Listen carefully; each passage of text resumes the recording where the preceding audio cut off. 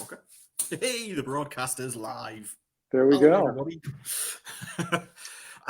Basically, we're here tonight, obviously on Podium's dime, just to meet you guys, just to reach out and talk and let you meet us, get you a vague idea of who we are and what we do and the trouble we get into. I'm Jez Cajiao. I'm the bald one at the bottom, the sexy one, I'd say, but it'd be a blatant lie. I'm the one whose head's shiny, freshly polished it. I'm a lit RPG author. I wrote Brightblade, I wrote The Rise of Mankind, and lately I've been working on Arise Alpha, which has been out about 3 or 4 months now, and Arise Dark Crusader, which comes out in about 2 weeks, or a week and a half thereabouts, a week on Tuesday. And I'm just quite pleased to be here and causing trouble. As you see, I'm a pretty straightforward person. I'm not really pretentious, I don't think. I'm just evil and twisted. But that's the advantage of being self-published. You can just be as daft as you want to be. So, hello, everybody. I shall hand over to my glamorous assistants.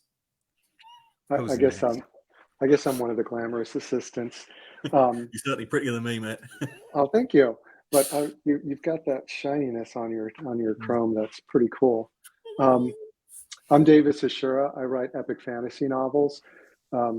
They're all in a singular universe called the Anchored Worlds. And so far, there are 3 series. 2 of them are complete, The Casts and the Outcasts and The Chronicles of William Wilde. And the one that's ongoing right now is Instrument of Omens.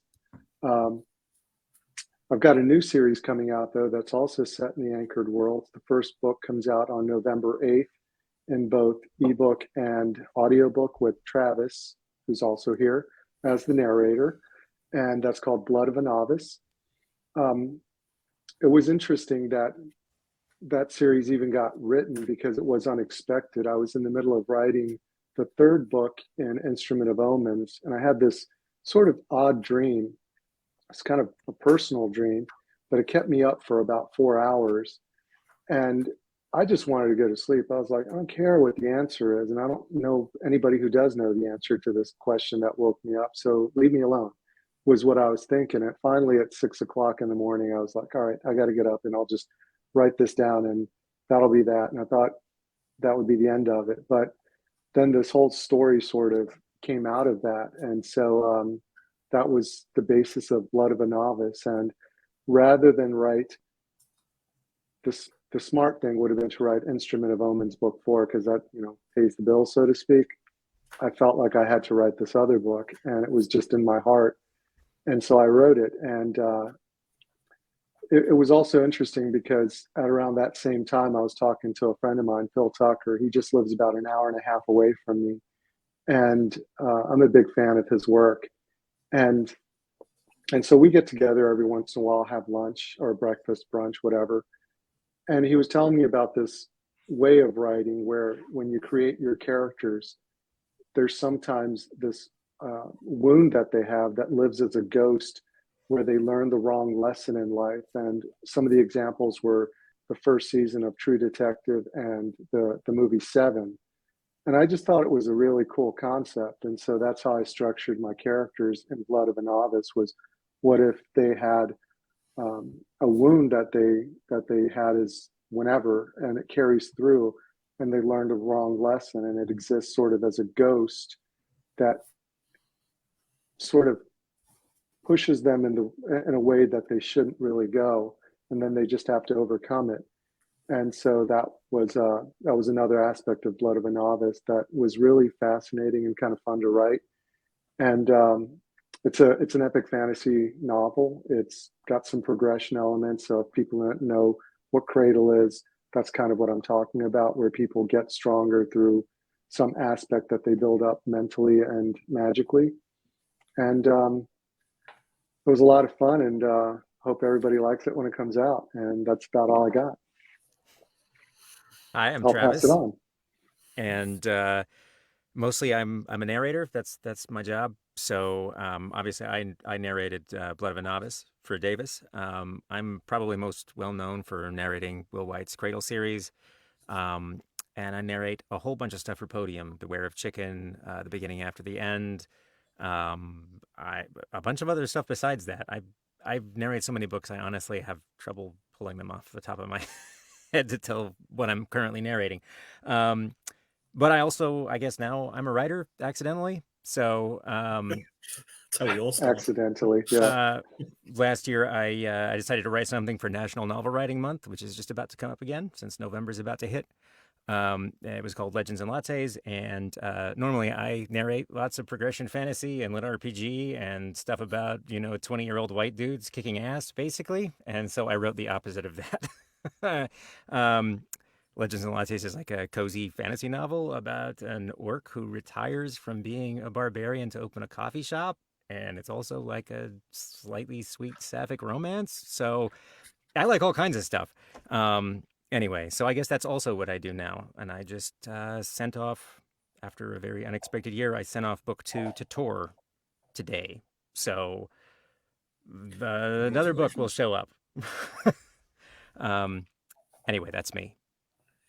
It's one of those really weird feelings, isn't it, when you finish a book and you're sort of like, because you've been, I don't know how long it takes you guys, but you've spent months and months in this world focused totally around all this, and then you sort of write the end, and there's a bit of relief, but there's also a little bit of like, oh, right, now what do I do? Yeah, I completely get that. My wife one time asked, are you happy when I finished a book? And I wasn't. I was like, yeah, cool, it's done. But mostly it was what you were talking about, Jazz. It was like, now what do I do? Because for me, I guess it's the process of writing that I enjoy more than the completion of a book. I just like writing the words and seeing what happens next. So yeah, I completely understand what you're talking about. It's like, what's next? I want to know. I'm still sort of figuring out what the baseline is for me because the first book was relatively straightforward because I didn't have any expectations and I was writing it for me and that was it. Yeah. And it was a very Right. straightforward story because I tried to write a book for years. I did National Novel Writing Month and I always tried something really ambitious. And I never outlined anything. And I would get Same. like halfway through and I'd be like, this is terrible. I'm done. And then I would tap out. So this is the only time I'd ever like, okay, I'll just do something simple that I can plan and I can write. And I finished it and I enjoyed it. And it, it was far more successful than it had any right to be whatsoever. But then the second book was just a totally different thing. I went down, I wrote a good probably 50,000 words of 3 books that I threw away and just harvested the organs from for the ultimate book that actually got written, which was not the book that I expected to write. And it was overall harder because I didn't understand how much of that was feeling bad about what I was writing because now I had expectations and I was writing in a different context. Like, Hmm. because I wasn't just writing Right. it for me in a vacuum anymore. And how much of it was, no, something is wrong and I should listen to it. And it took me a while to figure out how to separate both of those negative feelings out and figure out which one was Mhm. um, which was not what I expected to happen because I was sure I knew exactly what I was going to write. I think I had like a 10,000 word outline. I had every chapter. I knew exactly what was going to happen. Well, and I started writing. I was like, this is all wrong. I feel bad. And then I threw it all away. Do you ever find that when you're writing it and you've written, as you said, 10,000 words or whatever it is, and you get to a certain point in the story and you've been slogging, the last couple of chapters, 10, 15, 20,000, whatever it is, you've been really slogging away and you know that it's working, but it's not quite right. And you suddenly have like this little, what if I turn this way? And suddenly it all just fits and you're going, and then full speed ahead from that point. Or am I just mad? I didn't happen to happen mid book, but I had it happen at like the restart. There was like, I figured out what was keeping me from writing the previous books and what was killing it for me part way through. And there was like this little mental switch that flipped. I was like, this is what I need to be able to write it. And I Mhm. didn't have that element in any of these books. And now that I understand that I need it, okay, I can see my way to the end. Yeah. Did you have that same experience, Jez? Oh yeah. Yeah, regularly. I don't plan at all. None of the books are planned, so it's the whole thing is just it happen. What happens happens. I'm so I'm jealous. I'm so jealous. Don't be, because honestly, I get to that point. You can sort off, cat. I get to that point where I'm just sort of writing and you've got this vague idea in your head that you want this is how they're going to meet the big baddie at the end. This is how the fight's going to go. And for me, the best description I've ever heard of it was that writing is basic. Get the cat out of the way. She does this every time. The best description is that I don't write, I don't create. I literally watch what's happening and I write up the incident report. And it's just sort of like, you know, in your head, you're going, don't open that door. Why are you going that way? What's going on? No, don't. And then you meet new characters and going, who the hell is this guy? Why is this happening? So, Yeah, I intend for the things that happen in my stories. I'm sort of in between. I try to write an outline. And at first, like when I first started out, I'd have this long outline, like the whole book, and I'd try to keep to it.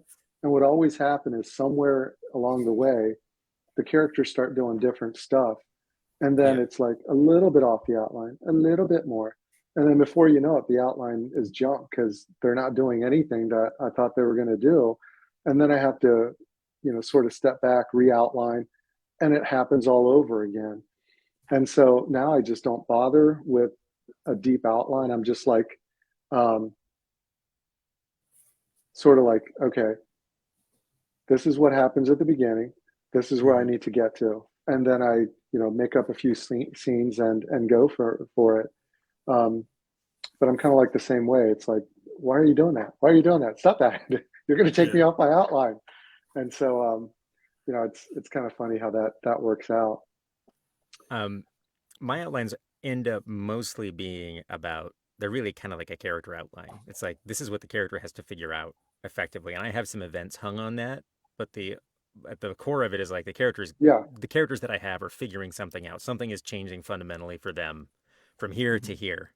And that was the problem with my first couple of books, is like my outline didn't contain that. It didn't have that core of really understanding why these characters did what they did and why they were different later.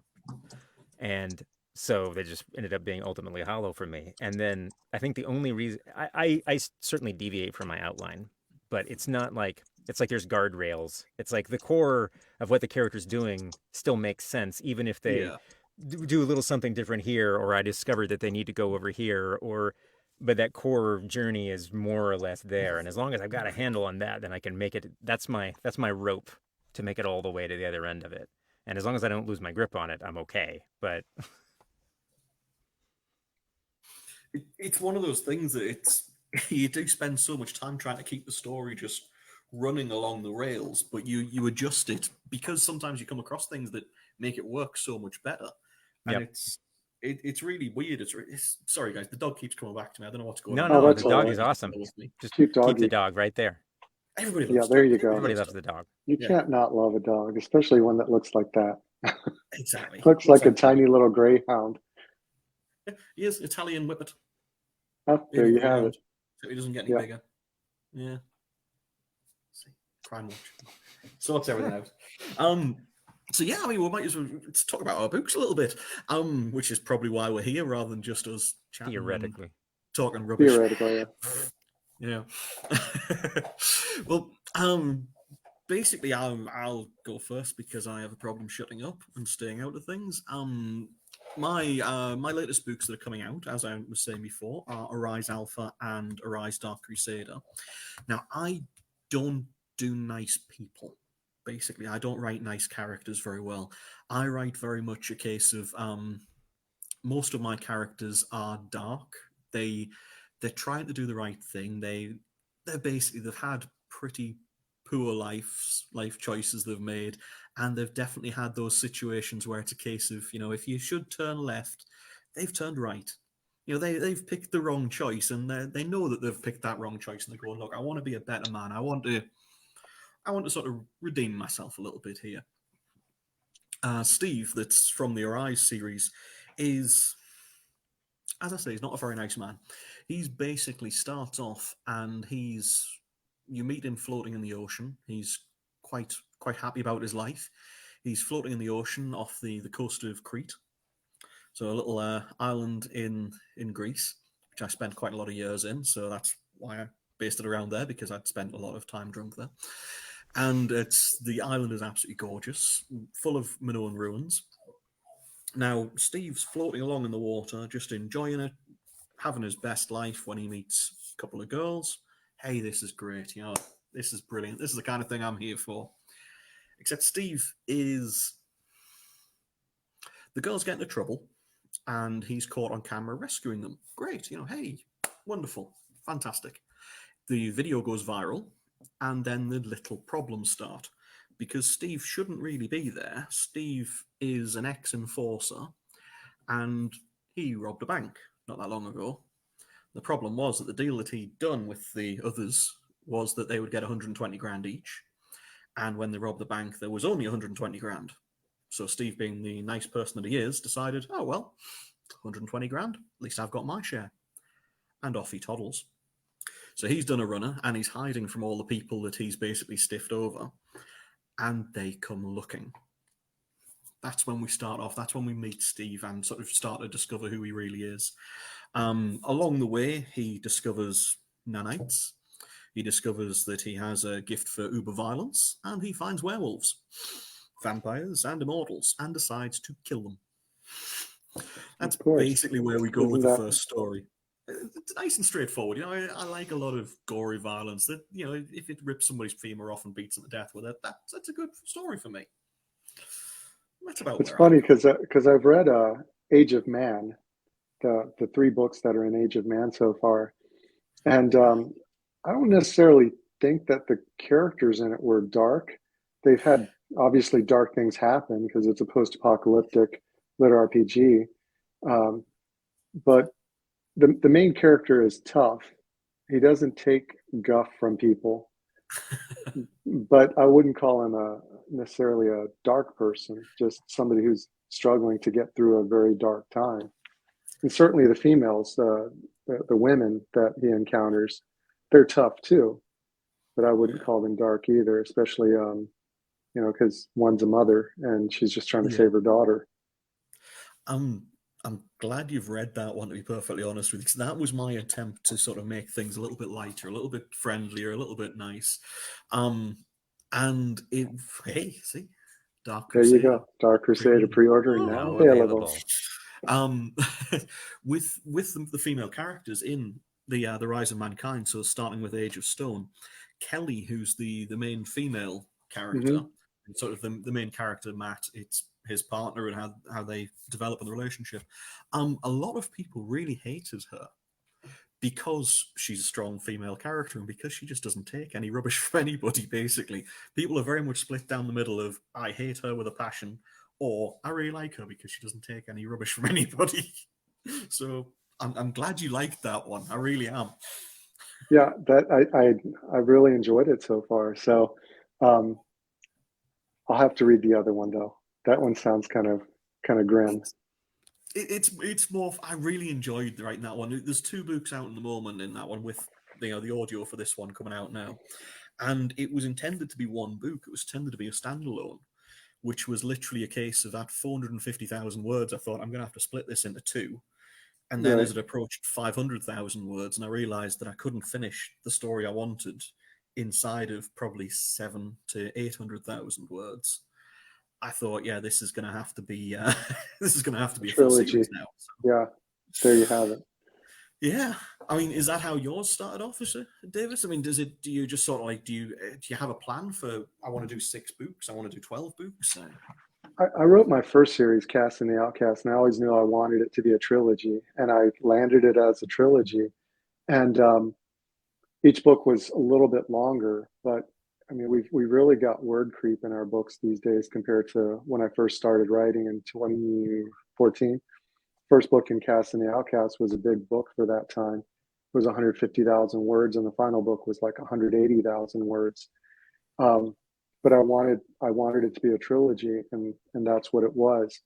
When I wrote William Wilde, I wrote the very first book for my teenage boys at the time. They were complaining that there weren't a lot of books at their age where the guy, a teenage boy, was the main character. So I was like, all right, well, I'll write one. So I wrote one, and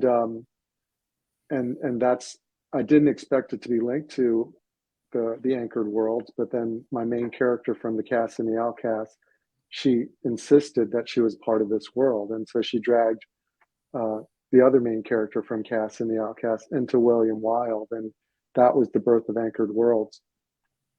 But that series was supposed to be 5 books, and I landed it in 5 books. And then Instrument of Omens is supposed to be 7 books, and I don't know if I'll make it to 7 or if I'll finish it in 6.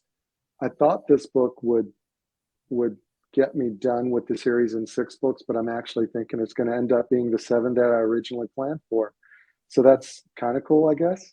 And then the new series, Blood of a Novice. It's kind of funny that you were talking about having dark characters, because the original, the beginning of Blood of a Novice is sort of like The Goonies and Stand By Me mixed together. And Right. the problem is that the main character is trying to save his friends, and he doesn't succeed, and he actually injures himself significantly, and he becomes an alcoholic as a teenager. And so the flaws that he has as far as what happened to him in the process of trying to save his friend, and the limitations that he's now under that drove him to alcoholism. And his father's an alcoholic, his brother's an alcoholic, his sister's an alcoholic. So it's kind of like this troubling addiction that runs in the entire family. He has to find a way to overcome that and become better than what he used to be. So his progression isn't just becoming super strong and beating the crap out of the bad guys. It's overcoming his ghost, his wound that drove him into alcoholism. So originally when I wrote that, it was really dark for like 9 chapters, and it was like really, really heavy. And when I reread it myself, it was like, man, I don't know if I can tolerate this. This is not very fun. And so I had to sort of change up 5 chapters to bring some light into his life, because his life was miserable. And I wasn't happy with how miserable that poor man's life was. So I brought a lot more light into it and improved some things. And then when he meets his panda, that's when, there's a panda, a talking panda. Yeah. So there are creatures in this world where there are animals that can become evolved enough to have sentience. And one of the characters that he meets is a panda bear, and it's his familiar, or he's the familiar of the panda bear. And that's when the story really starts to become kind of fun, I think. And so, yeah, he has a panda bear, because who doesn't need a panda bear, right? I can't really disagree with that one. I'm thinking my wife would be over the moon if I came back with a panda one day. If you had a talking panda that was just smiling all the time, they're so cute. I mean, that would make everyone's life happier, right? I mean, I can't really disagree with you. I mean, yeah, I'll go with that one. I mean, of all the creatures in the world, you think I would rather have, a dragon or something like that. But, a talking panda. a talking panda would be great. So Cam gets a talking panda. So Jez, you were saying, you were talking about like well, maybe you both were talking about kind of like word creep, like the scope of the books. Actually, it was Davis, wasn't it? Like, yeah, I'm forgetting, but we're talking about how no, books are getting longer actually over both time. were. Yeah. How much of that do you think is you and the way that you want to tell stories, and how much do you think it's like driven by like what people ask for from your standpoint? Entirely me, to be perfectly honest with you. It's literally a case, I mean, for example, book 6 of Underverse, I decided that when I wrote that story, it would be in 3 arcs, preferably, each of 6 books. So the first one, it was a case of, right, I need to, all the way through, you've got the story building, and then I'm going to have all of these different arcs completed in book 5 and 6, pretty much to tie it up so that this section of the story is complete. And that ended up being, I think, 430,000 words long, book 6, because I was determined it was going to be a 6-book series. And I was like, it will finish in this book. And it just kept getting wider and fatter and fatter. The Word documents, I write in Word normally. The Word documents used to crash on a regular basis. Yeah, once you pass a certain, Yeah, what's the threshold before it just starts to go totally haywire for you? I've anything over about 350 starts going if it's That's in when it starts to Word. just die. Yeah, and anything over about 150 if you're in Google Documents, just don't bother. Oh, I can't even Yes, imagine writing a Google document. Makes I me And couldn't cry a either. little bit thinking about it. in Word, and then I split it into Google Docs so that editors can work at the same Oh, time so on the same you're document. editing in chunks as you go. Well, what I do is I write the whole thing and then I hand it over, and I have 3 editors. I have a developmental editor who gets it first, who gets to go over it and go, "What the hell were you drinking when you wrote this?"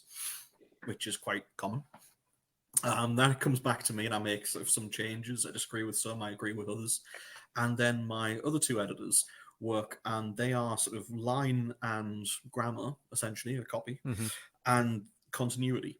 So making sure that if I said Joe Bloggs was 6'6" in book 1, he's 6'6" in book 2, and he's always 6'7" in book 3. What's going wrong there? So they sort of keep those things. So because those 2 editors are both looking for different things, Yep. they can both work if it's in Google Docs at the same time. So rather than having a month or so for each of them to work, it saves a bit of time. Buddy, calm down, dog. Bloody dog. Come here. Yeah, for me, like I said, the first book I wrote was 150, but William Wilde was actually relatively short. Like the first 2 books were each under 90,000 words, and I wanted them short, and so I kept them short and got rid of some extraneous words and scenes that I've got them sitting on my desktop, and if I ever feel like showing them to people, I will. But I wanted them short. But then the story got bigger, and it took longer to write the story because at first it was almost all just 2 point of view characters, and then when the characters, I mean, they each character suddenly starts to develop their own story, and you kind of have to include that because you don't want to just drop what used to be a minor character who's now played a big role in your main character's life, and they've got their own issues that you want to sort of talk about. So the Mhm. third, fourth, and fifth book got a bit longer. But they weren't massive. Like the third book was maybe 110, fourth book was 120, fifth book was 135. So Really? they still stayed relatively short. With Instrument of Omens, I wanted to write, sort of my homage to Lord of the Rings and Wheel of Time. So that was by design bigger book. So even the first book was 187,000 words, which nowadays it's like that's that's not a large book at all. That's a small book, but in my head that's a big book. But nowadays that's not. But it was intended to be big books. Wheel of Time, those books are like 300,000 words each. Lord of the Rings is what, like 450, I think, for the entire trilogy. Yeah. So I wanted a big, expansive world that takes place on a single continent. And so each book is about 200,000 words. And the fourth book might be a little bit longer, but not by much. I'm going to try to keep it under 210, 215 at most. And that's intentional. And then Blood of a Novice, the new book, that's the longest book I've ever written. And it's, what was it, Travis, like 23 hours long or something like that.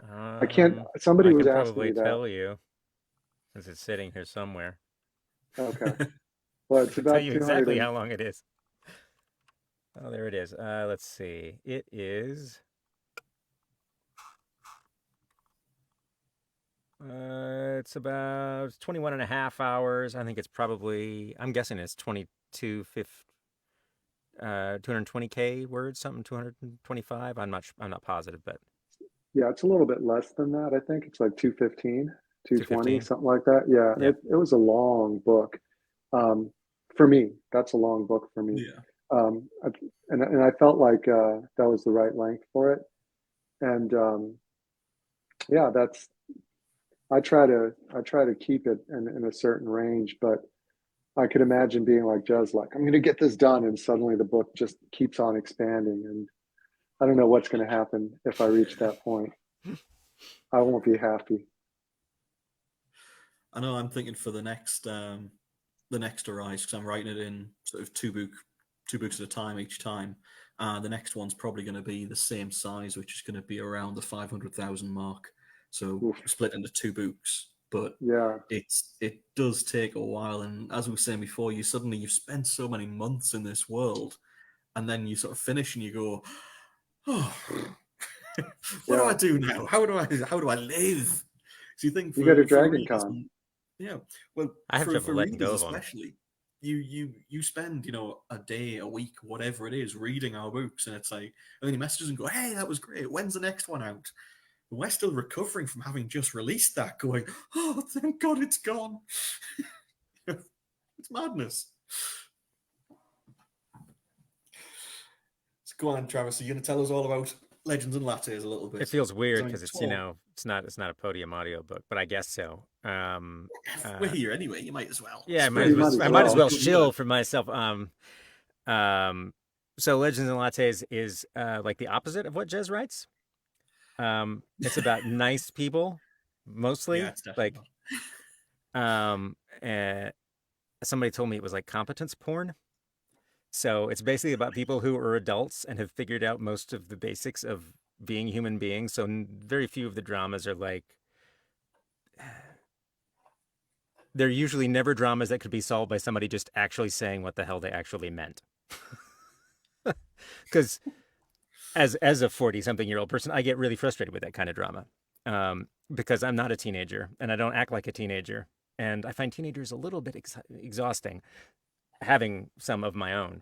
So I like reading about people who aren't motivated by misunderstandings, that kind of drama. So I like people like figuring out what the hell they're going to do with their life now that they're older, or like changing direction, or starting a business, or relating to people that they didn't know that they could relate to, or whatever. And so for whatever reason, I really enjoy that kind of fiction. Like, as a narrator, I don't get to read a lot of this.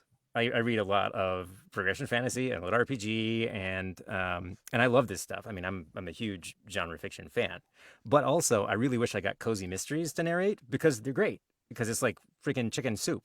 You read it out loud and you just feel good, which is nice sometimes, especially after a couple of years of COVID. So yeah, especially after reading our stuff. Well, and again, I like it, but it's like, unlike most readers, I mean, a lot of my reading is dictated by what my job is. So I have time to read what people have got on my schedule for me to read, which means I read a lot of the same kind of stuff. And I tend to slip my variety for reading in between those books with like novellas, because I can get them done and I don't have to put them down and pick them up later and remember where the hell I am. So I have a fairly steady diet of action adventure. And again, nobody's bringing me cozy fantasy. There are very few male protagonist cozy fantasies that need to be narrated. I don't know if you realize this. Anyway, so got one. Travis is interested. Yeah, Yes, sign me Travis up. is interested. Sign me up, because I'm into that. Anyway, so Legends and Lattes, it's basically cozy fantasy, and we're talking about world building. And so with a lot of people's world building, it's about taking you someplace else. Right, it's like transportative. You're going to go and be someplace new and learn all the new things about it, and there's a real kind of excitement and energy to doing that. It's like the first time you read Dune. It's like, holy crap! There's this whole incredibly detailed world out here that I'm going to immerse myself in, and it's going to be incredible. Well, I do the opposite of that, which is basically to have something. It's like when you eat comfort food. You don't go out and have like lutefisk. You go out and have something that you understand and you want a really good version of. So all of my world building is actually designed to mostly bring the world to you. So most of the concerns are like relatable things, like Legends and Lattes is about somebody who's been doing the same job into their 40s, decides they don't really like it anymore, and decides to do something else in a new city, which is a thing that people do. It's like a relatable midlife thing to happen. Like, I've been doing this and I'm good at it, but I kind of hate it. Yeah. Was that a challenge narrating your own book? No, it was easiest Not narration I've ever done. I mean, what it was different though, huh? It was just by dint of being the easiest, most straightforward, fastest narration of all time. Because so when you narrate, it's largely about anticipation. It's like 50% anticipation. Where's the author going to go with this line? Is this going to go up? Is it going to go down? Is this questioning? Is it not? How's this going to bend? How's the language going to go? And then you just can't get more on the same wavelength than yourself. Right. I don't need to ask anybody for pronunciation questions. I know what everybody sounds like. I know exactly how every line ought to land, and I've Yeah. been delivering audio lines for years and years and years. So it's just super easy and really pleasant. Question then, with doing it the way that you've said that you write, do you find that you have creep? So when I write certain stories, because I do focus on dark stories, I can't read things that are quite happy and cheerful because I'll come back to read over what I've done later on when I do an editing pass, and the entire tone of those sections is altered because I've been reading something more cheerful here. So it's like, hey, hey, hey, hey, and it sort I of changes that way. Do you find that? No, I don't, but it may have to do with the fact that my day-to-day job is switching gears all the time between people's different books and tones, and Hmm. kind of like you're basically getting a lot of my job is getting on the vibe of the book. Yeah. Um, it's almost like every book and the prose in it is like the background music. It's like the soundtrack. And as soon as Hmm. you figure out what the soundtrack is, then you can get in the mode of the book, and then you can switch out of it pretty quickly too. So I have a certain amount of, I don't know, maybe it's just ongoing Yeah. repetitive training to be able to switch gears. So Yeah. that didn't end up being a problem for me. Um, but also, my books are relatively straightforward. There's not, and maybe because they're simpler, maybe it's less problematic. Maybe if I was writing something that was closer to those books, like structurally, that's Hmm. maybe another thing. My books are so different than what I read daily that it's not like, oh, well, my book is Yeah. like this, but it's a little bit happier. It's just like this, it's just nothing like it. Yeah. Because they're not really event driven. They're Hmm. mostly character driven. So they're just going off in a different direction. Fair enough. What about you, Davis? Um, it's funny, but when I was talking about how Cam's life was tough, obviously it is. But the stories that I want to tell are ultimately about characters who I like as people. That Hmm. I'd love to have a drink with some of them someday. Just have them over for dinner, or visit them and have them and have dinner with them. And I don't like terrible things happening to my characters, but they do. But ultimately, I like to see them achieve something good for themselves and happy for themselves and be content. And Hmm. while William Wilde started off at 18, the series ends when he's 22, 23, and he's grown a lot. So, to Travis's point, he's not a teenager anymore. He knows what he wants. He knows what he needs to accomplish, and so he's not afraid to say what's in his heart anymore. And sometimes that's love, and that's a big part of what I write about is characters loving each other as either partners or friends, fraternal, brotherly, sisterly love, or loving somebody who they consider a parent figure. And I want that in my stories because that's what makes me happy. So I kind of need that. No, If it was just about them kicking butt, I think I'd not like it as much if I didn't have those elements in there. As far as moving back and forth, that actually does happen to me, just like it happens to you. But it's not so much the tone; it's the writing itself. Like sometimes I'll watch TV shows, and if they're really descriptive and how they narrate the show, which is odd, that actually creeps into my writing, and I start I start hearing that voice setting the scene. I actually like that. Don't mind it at all. Um, hmm. but even if it's just the characters themselves on something I'm watching, that can creep in too. And I have to be careful about that and dial it into the story that I want rather than let it become the story that I happen to be watching. Yeah. Oh, that makes a lot of sense. I'm glad it's not just me that's mad, really, in this way. So at least Davis is crazy No, with me. I it's think You're the not only most, one just out you. this most people are. time. But should we see if there's any fans out there? Does anybody want to ask us any questions? Yeah, so it's Sure, Q&A time. it's I Q think and A my time. Look, it glamorous. even has a little banner on the bottom. Yeah. Does anybody have any questions for us?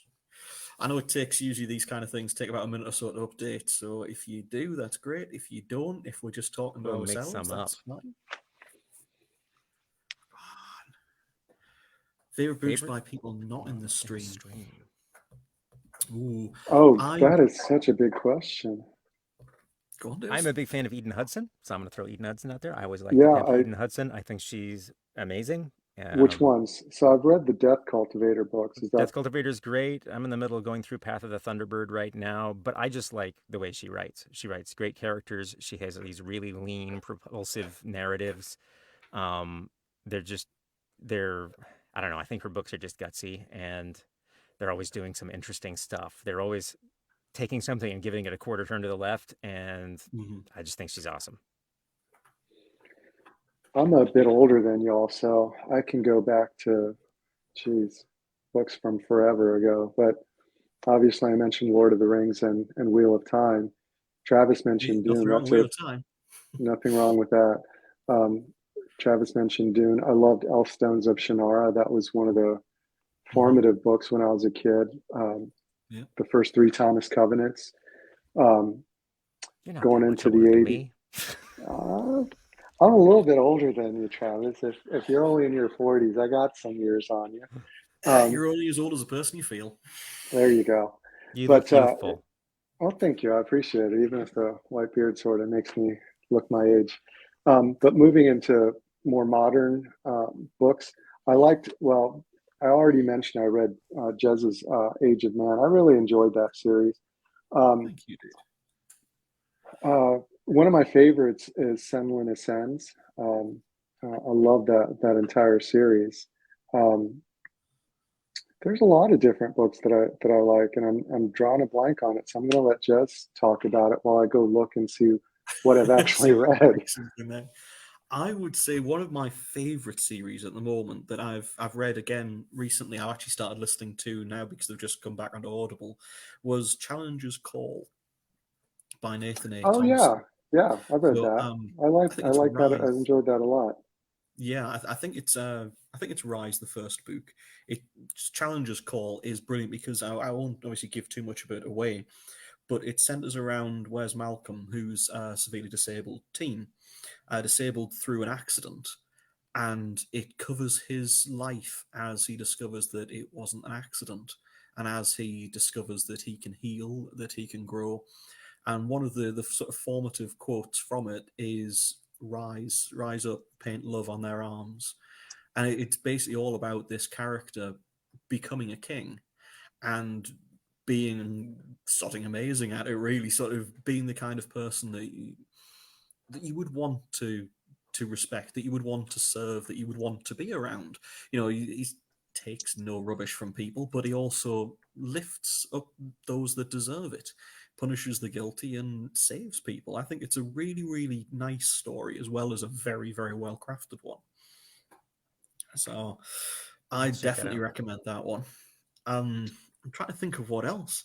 What else have we got? What have I been I'm going listening to throw to? in for Library at Mount Char, which I like to throw in whenever That's a anybody great asks me book. about a book. I love the hell out of the Library at Mount Char. It's almost indescribable. It's an adventure, comedy, slightly horror book that works just fine Yeah, as a standalone. Um, I I honestly don't even know what to equate it to because it is very much its own thing. it's very much unique. Senlin Ascends was written by Josiah Bancroft, and there are, I think, four books in the series, and I think the last book just came out last year. Josiah's background is actually as a poet, and you can see it in the writing because it's lyrical. It's beautifully written. I want to steal so many of his similes and metaphors just because they're just that gorgeous. Um, Yeah. and I haven't stolen any yet, but I sure do want to. Um, there's another book that I recently read, and I'm going to butcher his name. I'm sorry, Zamil Akhtar. Book is called Light Blade. It's a darker series.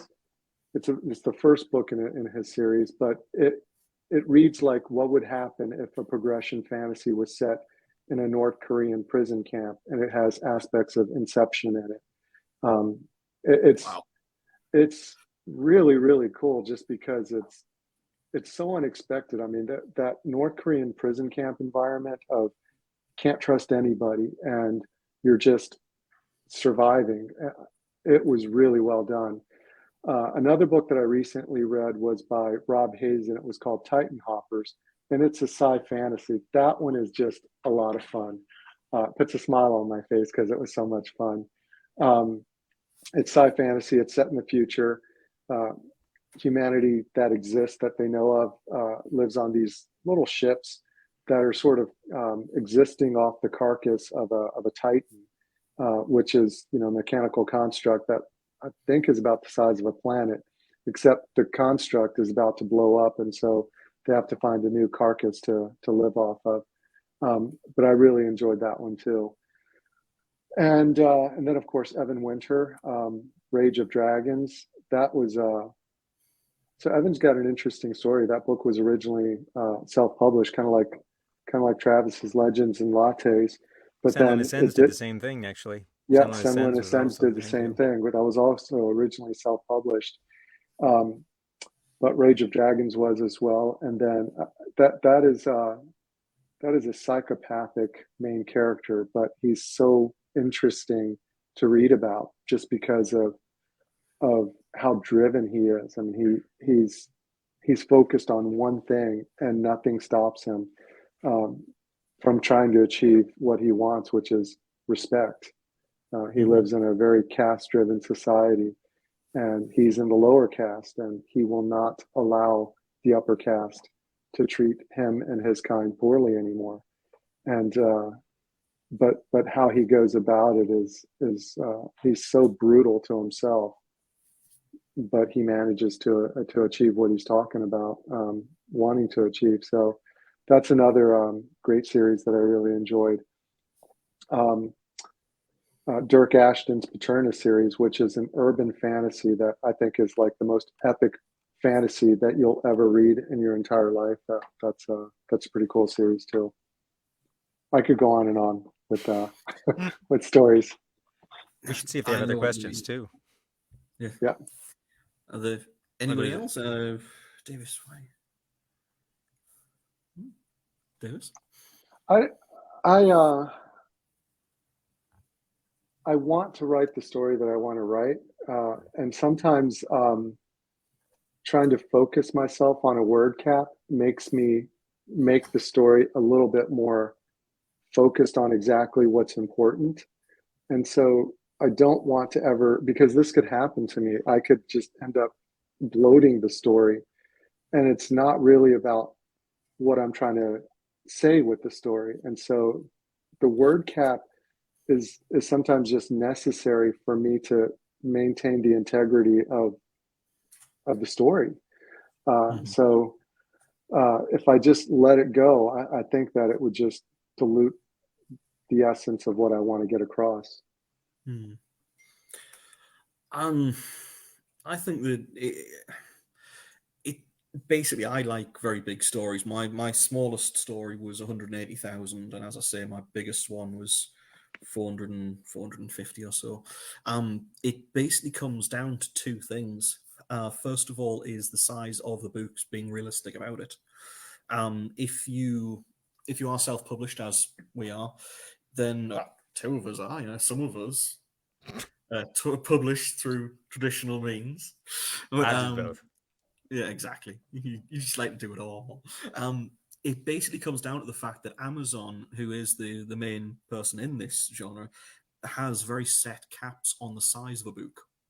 So my book 6 was 438,000, I think, was the exact word count, after I'd sort of done all the various editing and so on. And Amazon's maximum page size is 828 pages. And it literally came in at 828 pages, and I had to cut out scenes to get it to that point. So as much as I would like the story to go on until it's, you know, until, as far as it can, sometimes it's literally just a case of you get to that point where you go, no, this is the right place to stop it. And other times you go, it can't get any bigger because I can't release it. If it does, it'll have to be 2 books, 3 books, 4 books. So, yeah.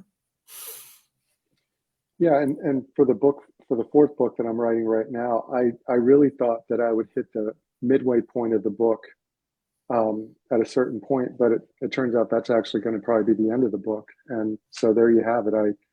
my word count that's the integrity of the story, though. It's necessary, but it's actually bigger. Well, makes sense. Reels, Travis. What made you want to do both writing and narrating? I always wanted to write a book before I wanted to narrate. I had never set out to narrate. I made video games for decades. That was what I was doing. I kind of stumbled into narration and discovered I liked it. So I actually wanted to write before I ever narrated. It's probably a prerequisite to like books and writing if you want to be a narrator. So that's probably how I ended up narrating. Um, as far as writing this time out, like I said, I've tried a few times to write a book and failed every time. Got into the boggy middle and tapped out. And last year during National Novel Writing Month, I finally did one, and I outlined it and made my way through, and it was mostly just for fun. And because I work with a lot of indie authors and small pubs, I wanted to go through the process that they go through for publishing a book because I'm just curious about this kind of stuff. And I figured maybe I could sell enough books to pay for my cover art. And so I went through the whole deal, Did you, though? Did you sell enough books to pay I for the did. cover art? I Okay, did. good. I Oh, did. that's a relief. It's only a giant bestseller. But yeah, I wanted to go through the whole process. So I did all the ebook layout and the print layout and set things up through Ingram Spark so that it could be ordered into a bookstore, and did all the print, and it was fun to do. I liked learning the process. So largely it was curiosity. Um, and again, I've always wanted to write a book, so it was fun to actually finally get to the end and not feel like a failure for tapping out in the middle. I think you succeeded, man. Damn right. Definitely. Oh God, this is That's yours, Jez. so often. The easy answer is I always give it's like Ready Player One with more numbers, and that somehow gets it across at least in a general way to somebody.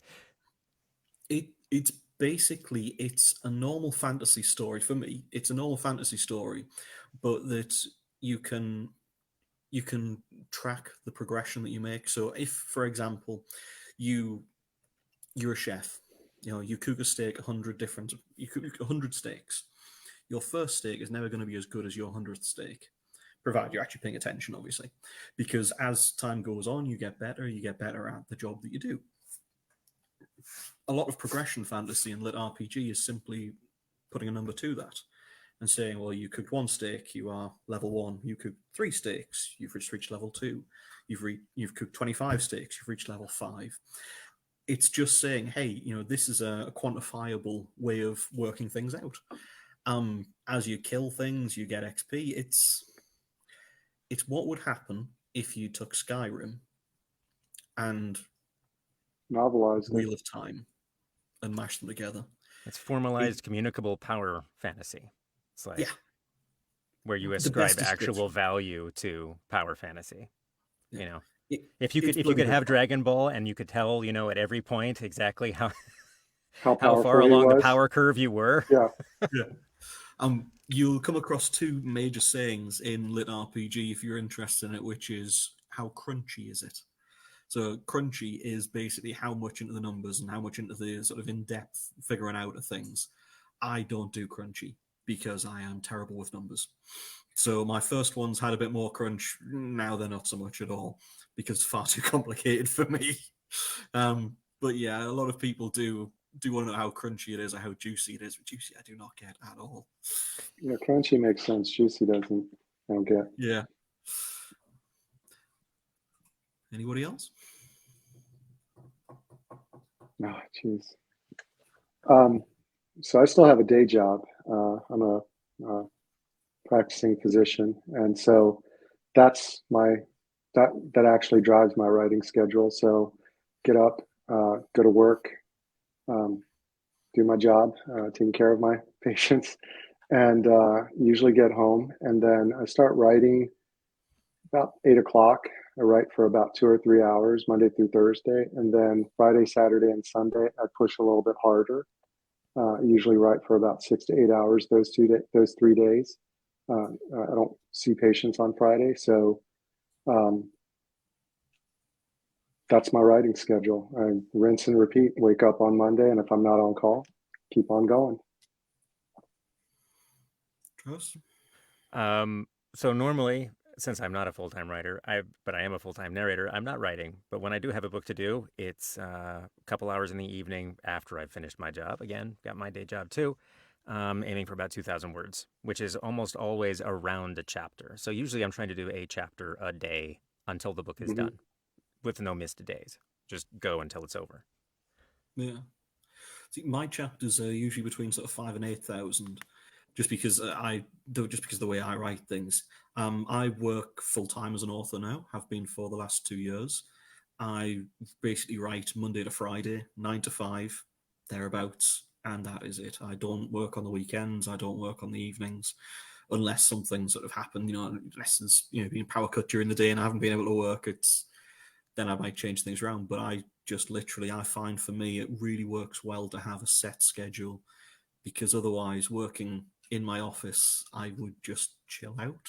And I'd be like, I'll just treat myself to an hour on the Xbox here, or I'll just treat myself to an hour of doing this or reading or whatever. So no, I have to have very set schedule. Otherwise, I'd be terrible.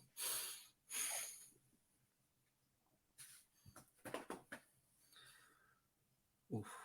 Very hard, I would think. I've had this discussion with a few people of late, in that our main characters, some people say that the main characters are nothing like them, others that it is very much, and for me it's very much a case of I take an aspect of myself and I write that as the kernel that becomes the main character, because that way I know exactly how they're going to react to certain things and how they're going to do things. And all of my characters, which highly amuses me when people say I don't like this character because of whatever, all of my characters are based around real people. So when people say I don't like this person because it's unrealistic, it's like, haha, joke's on you. I know that person. I freely dump my own experiences into my characters, all of them, because for me, part of the fun of a book is recognizing things that I understand that other people experience. Is like it's that little human connection where you're like, I get that. So the way to do that, it's not like you dump yourself wholesale into the book. Here's every aspect of me embodied in this character, but you just ripping little bits of yourself out and jamming them in there when they're appropriate. Because usually that's something you care about or want to talk about or struggled with or changed so that you understand it. And you just want, it's almost like a little message in a bottle. I just want to put this out there and see if anybody else gets this. Does anybody else get this? And when somebody does and writes a review or goes back and says, this was just really relevant to me, that makes you feel good. Selfishly. So. Yeah, I don't know if the main character is like, or any of my main characters like me. I'd say they're not, but all of the characters and the experiences that I've had, just in different things that I've seen, observed, thought about, and I think a lot about different things, that goes into the story and the characters. And it's like what Travis was talking about. It's like, does anybody else see it the way I do? In some ways, that's what I'm talking. That's what I write. But it's, they're my main characters now from Cast and the Outcast. They've been in 12 books so far, and they're their own self at this point. Any influence that I had on them, they're alive and they respond in their own way. And I just kind of watch what they do now instead of try to guide them. Makes sense, man. Makes sense. I know we've got an hour basically to talk to people and to pester you all with our craziness. So, are there any last questions before we leave you to it and escape? No. Nope. Oh, there we go. So what element of writing do you think has changed, evolved the most since it's become a lot more professional? When I first started publishing in 2014, if you can find that cover art for the first book, it was done by a friend of mine. I love it, but it wouldn't hold in today's marketplace as far as does it hold as a cover to tell people this was a professionally done book.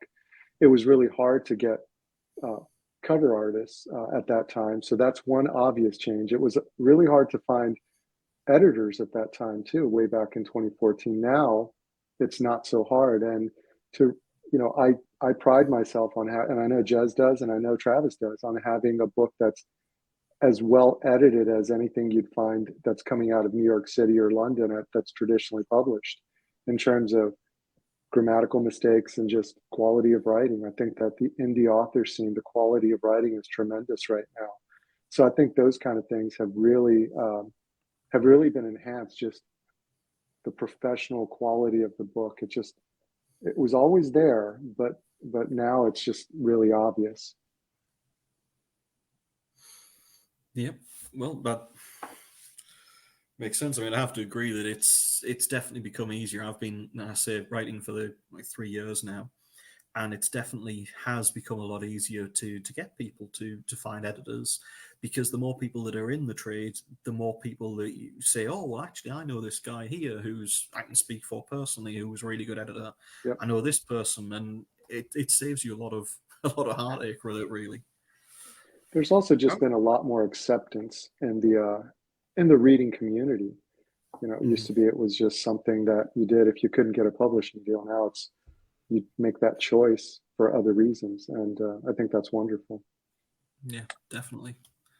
And I think we've got one more question. Oh, I'm sorry. No.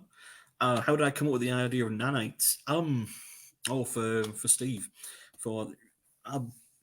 basically because I was thinking about it and thinking what would be a form of a way that we could do things, that we could be extra powerful, that we could be superhero type people in the real world.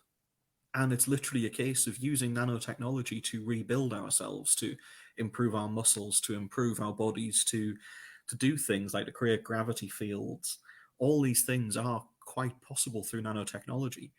And it's literally a case of it's the quantum interactions between them that will give us, if we can ever actually figure this out, that will give us the ability to do these kind of things. So I looked for a form of technology that we could use that would be real and that would make a little bit of sense, rather than just, and he waved his hand and magic. There's nothing wrong with hand waving. Sometimes that's just fun. Oh, I know, definitely. But yeah, I was trying to do it in this world. I was trying to do it Yeah, realistically. you're trying to do it scientific. Yep, I got you. You don't want to read the science behind anything I do. Jesus Christ.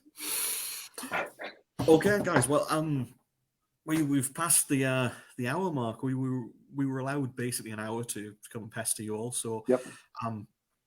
Thank you all so much. Thanks. Yeah. Yeah, absolutely. Thank you all for tossing in those questions and listening to us babble. Yeah, we've just basically talked rubbish for an hour now, so I'm gonna go and just go and decompress, go and wipe out a little bit. But thank you anybody that's been there and everybody that's given us a chance to do this. Thank you, Podium, for inviting us along to cause trouble and to generally lower the tone. And thank you, Davis and Travis, for coming and putting up with me being a bum as usual. Thanks, Jez. Thanks, Jez. Take care, everyone. Bye-bye.